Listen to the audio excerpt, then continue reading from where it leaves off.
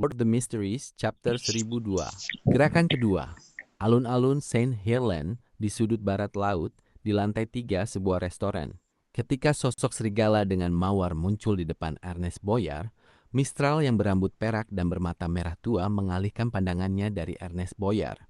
Kegelapan menyebar dari belakangnya saat tak terhitung banyaknya kelelawar kecil terbang di dalamnya. Suap. Begitu sanguin Earl ini diam-diam menggumamkan satu kata ini. Dia melihat kereta yang terbalik, mendengar suara kuda yang menggembik, dan mencium berbagai macam bau. Namun dia tidak bisa segera menemukan asal gangguan dan kecelakaan itu. Saat itu penglihatannya menjadi gelap seolah matanya kehilangan kemampuan untuk menangkap cahaya. Suara gaduh di telinganya juga terhenti. Earl Mistral tertawa dalam hati saat dia segera bergabung dengan kelelawar di belakangnya, muncul kembali di samping Ernest Boyar. Tiba-tiba dalam penglihatan hitamnya, sebuah titik cahaya muncul. Titik cahaya ini dengan cepat membesar seiring semakin terang. Sebuah sosok emas dengan 12 pasang sayap hitam pekat melangkah keluar darinya. Pasangan sayap itu terbentang, menutupi penglihatan Mistral, menyebabkan cahaya dan kegelapan bercampur. Ini menciptakan simbol-simbol misterius dan rumit yang tidak dapat dibedakan dalam sosok emas tersebut. Itu adalah suci dan terkorup, baik cahaya maupun kegelapan. Malaikat. Pupil Mistral sedikit membesar saat dia tidak dapat menahan diri untuk melangkah mundur, menghentikan pikirannya yang sebelumnya. Dalam kebingungan, Ernest Boyar cepat terbangun ketika dia melihat sepasang mata jernih yang menyerupai permata kristal atau danau. Dia merasakan selembar koran disodorkan ke tangannya. Di mata hijau zamrud itu terdapat gelombang. Dalam gelombang yang memancar itu terdapat pusaran yang seolah-olah menghisap jiwa siapapun yang menatapnya. Ernest Boyar seketika terpesona, tidak bisa mengalihkan pandangannya. Kemudian dia mendengar suara wanita lembut dan etereal di telinganya. Ambil koran ini dan ikuti Emlyn White. Ambil koran ini dan ikuti Emlyn White. Suara ini berlapis-lapis dan bergema di telinga Ernest Boyar. Itu menyusup ke dalam otaknya, tenggelam dalam hatinya. Ernest Boyar mengangguk dalam kebingungan, merasakan bahwa ada lebih banyak tetapi dia tidak bisa mendengarnya dengan jelas. Anak penjual koran dengan tas selempang yang diselempangkan di bahunya cepat berbalik dan dengan gesit melewati sepeda-sepeda, menyatu dengan kerumunan yang datang dan pergi. Anak ini memiliki wajah yang cantik dengan rambutnya yang berantakan menutupi alisnya. Saat dia berjalan, dia melepas sarung tangan jala hitam yang dia kenakan di suatu waktu, memasukkannya ke dalam tas selempangnya yang penuh dengan koran. Saat angin berhembus, pakaiannya menyusut saat sebuah titik di lengannya yang telanjang menonjol keluar.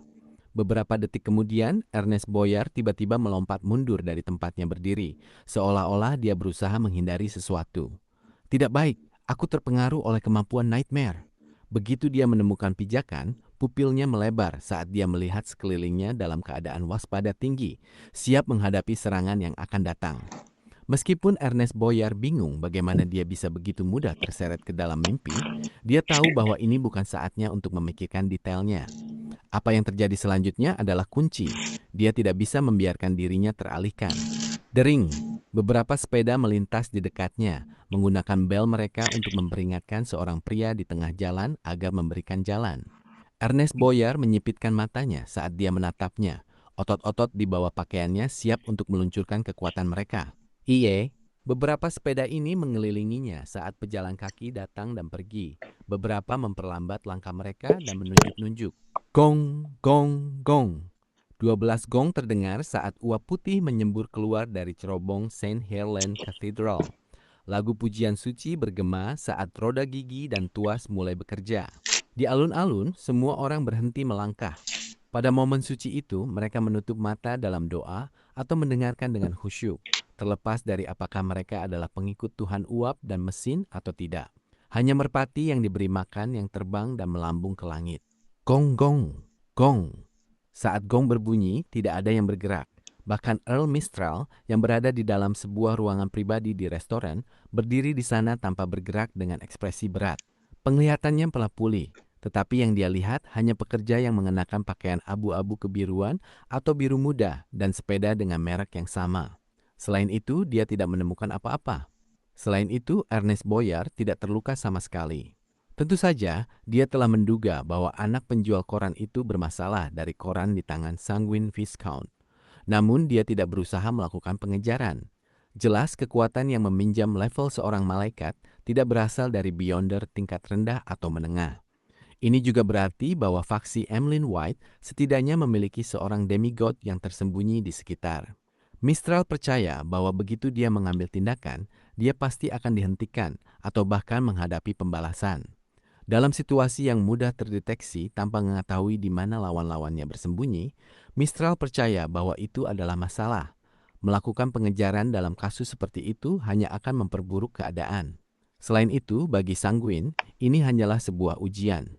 Jika faksi yang mendukung Emlyn telah menggerakkan seorang demigod, mereka dapat menahan kekuatan itu berkat langkah-langkah perlindungan Ernest Boyar.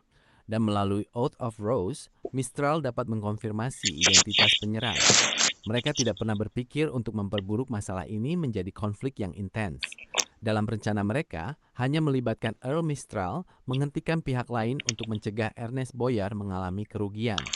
Dalam situasi saat ini, mereka telah kehilangan inisiatif. Melakukan pengejaran secara paksa sangat mungkin mengakibatkan pertempuran para demigod. Dan di Backlund, di sekitar St. Heerlen Cathedral, ini setara dengan bunuh diri. Selain itu, bagi Mistral, karena demigod lainnya belum mengambil tindakan secara pribadi dan hanya memberikan bantuan tambahan, mengambil tindakan secara pribadi dan melakukan pengejaran akan menjadi kehilangan tata krama dan penghinaan terhadap reputasinya sebagai Sanguine Earl. Aku ingin melihat apa yang terjadi selanjutnya. Otot wajah Mistral bergetar saat dia memutar cincin biru hantu di tangan kirinya sekali lagi. Setelah 12 gong, Emlyn mulai berjalan lagi. Dia melingkari air mancur dan tiba di ujung lain alun-alun St. Heerlen di tengah merpati yang mendarat. Dia kemudian melihat Ernest Boyar yang membungkuk sedikit, bahkan takut untuk bergerak setengah langkah. Dia melihat kereta yang terbalik, kuda yang mengibaskan ekornya, dan pengemudi kereta yang mengenakan ekspresi kesakitan. Emlyn mendekat, mengeluarkan dompet, dan menarik 100 pound. Dia menyerahkannya kepada pengemudi kereta dan berkata, "Ini adalah kompensasi untukmu." Ah, pengemudi kereta tampak bingung tetapi senang. Kereta sewaan itu bukan miliknya. Dia hanya seorang karyawan biasa. Setelah kereta rusak karena kuda yang terkejut, dia merasakan sejenak beban yang berat. Setelah itu, kecemasan dan keputusasaan menguasai pikirannya. Berdasarkan kontrak yang disebut-sebut dan kecelakaan serupa yang telah dia lihat selama bertahun-tahun, dia bertanggung jawab atas semua ini. Ini berarti kompensasi darinya dan dengan pendapatannya serta situasi keluarganya berarti kebangkrutan. Dalam momen singkat itu, berbagai pikiran muncul di benak pengemudi kereta. Mereka terutama terdiri dari 3 jenis. Yang pertama adalah menakut-nakuti pria beku itu dan memintanya membayar kompensasi. Ini mencegah keluarganya dari hancur dengan anak-anaknya harus bekerja keras di pabrik-pabrik sejak usia muda. Pilihan lainnya adalah segera membawa kuda itu kepada seorang gangster dan menjualnya. Kemudian dia akan pulang dan meninggalkan Backlund bersama istri dan anak-anaknya. Pilihan terakhir adalah mengatur keluarganya untuk pindah dari tempat yang mereka sewa. Dia kemudian akan memohon kepada pemilik kereta, berharap bahwa dia bisa membayarnya secara cicilan.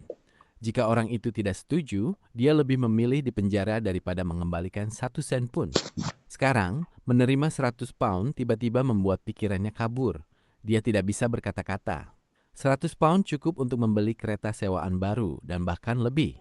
Emlyn mengabaikan pengemudi kereta dan melihat ke arah Ernest. "Semuanya baik-baik saja sekarang. Bukankah kau adalah masalah terbesar?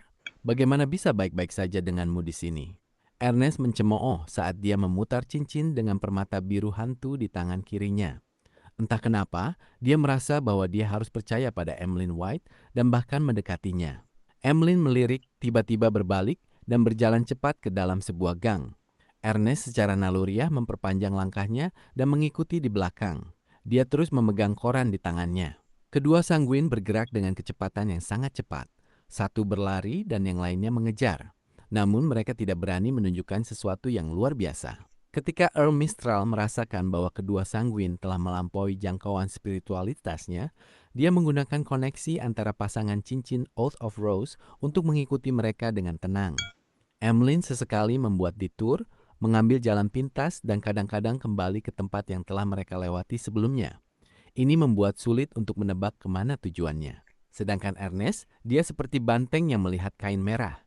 Dia menolak untuk menyerah dan terus mengikuti dengan dekat. Tanpa disadari, kedua sanguin tiba di Rose Street yang terletak di selatan jembatan.